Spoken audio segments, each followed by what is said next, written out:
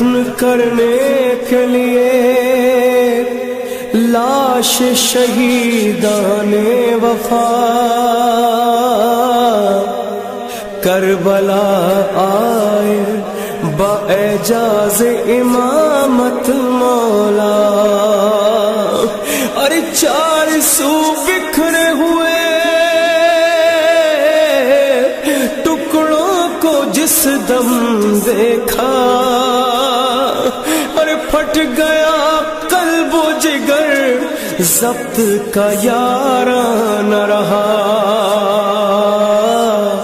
لحد میں لاشائے عباس رکھ کر لحد میں لاشائے عباس رکھ کر تڑپ کر سید سجاد روئے. ایک مرتبہ 13 محرم کا دن آیا، بنی اسد کی ساری مستورات گھر پہنچی، پانی بھرنے گئی تھی نا، دیکھا لاشیں پڑے ہیں امام حسین کے، اصحاب کے، بیٹوں کے لاشیں پڑے ہیں.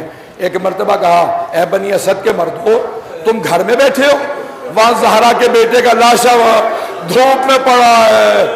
تو سارے مردوں نے کہا ہمیں عبید اللہ ابن زیاد سے ڈر لگتا ہے. کہا پھر ہمیں اجازت دے دو، ہم جا کے زہرا کے لال کو دفنا دیں. کہا نہیں تم رک جاؤ، ہم جائیں گے. جب وہ آئے نا لاشیں دفنانے، دیکھا کسی لاشے کا سر نہیں ہے، پہچان نہیں سک رہے تھے کون سا لاشا کس کا ہے.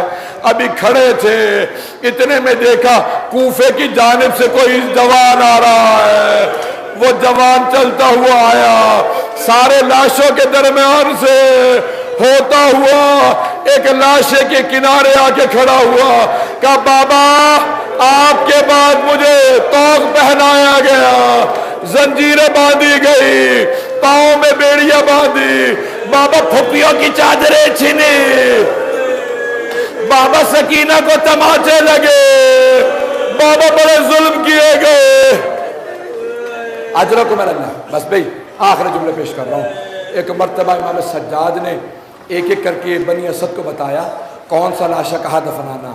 10 دن آپ مسلسل روتے رہے ہیں، تھک گئے ہوں گے، آنسو خشک ہو گئے ہوں گے. آخر جملے پیش کر رہا ہوں. امام سجاد نے بتایا کون سا لاشا کہاں دفنائیں گے. ایک مرتبہ اشارہ کیا کہ یہ حبیب ابن مظاہر کا لاشا ہے. تو بنی اسد کے لوگوں نے کہا یہ ہمارے قبیلے کے سردار تھے، اے سید سجاد اجازت ہے ہم انہیں سامنے دفنا دیں. بلکہ بھی سید سجاد نے کہا وہ پہچانتے نہیں تھا. کہا کہ قیدی ہم سامنے دفنا دے اجازت ہے؟ مولا نے کہا ہاں اجازت ہے، یہاں پہ الگ سے دفنا دو. ایک ایک کر کے پوچھتے رہے کہ قیدی کچھ اور لاشیں ملے ہیں؟ کہ یہ لاشا یہاں دفنا دو، کہ یہ لاشا یہاں دفنا دو. ایک مرتبہ بنی اسد کے کچھ لوگوں نے کہا قیدی فرات کے کنارے ایک لاشا پڑا ہے، اس کو اتنے گرز مارے گئے ہیں، اس کے جس عضو کے نیچے ہاتھ رکھتے ہیں وہ اعضاء ٹوٹ جاتے ہیں. قیدی بتائیے کیا کرے؟ کہ وہ لاشا وہی دفنا دو، وہ عباس ابن علی کا لاشا ہے. اتنے میں امام سجاد نے آواز دی کہو بنی اسد کے لوگوں ذرا کچھ دور چلے جاؤ. کہ قیدی 3 لاشیں باقی ہیں. کہ یہ لاشا کہ یہ علی اکبر کا لاشا ہے، اسے یہاں میرے بابا کی پائنتی میں دفنا دو. کہ ایک ننھا سا لاشا ہے، کہ یہ علی اصغر کا لاشا مجھے دے دو، میں خود دفناؤں گا. کہ قیدی یہ لاشا کہ یہ حسین ابن علی کا لاشا. کہ تم سب دور چلے جاؤ، معصوم کو صرف معصوم دفنا سکتا ہے. ایک مرجع تقلید کا جملہ ہے.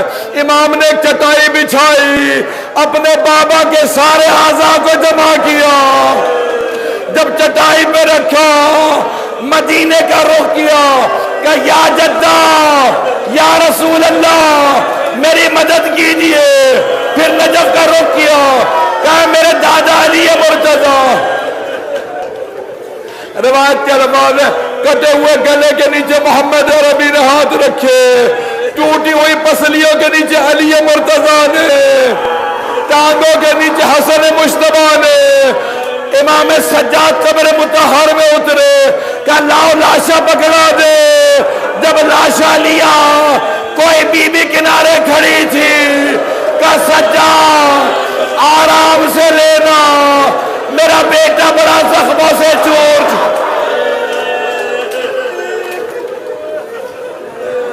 अला लानतुल्लाहि अलल कौमिल ज़ालिमीन।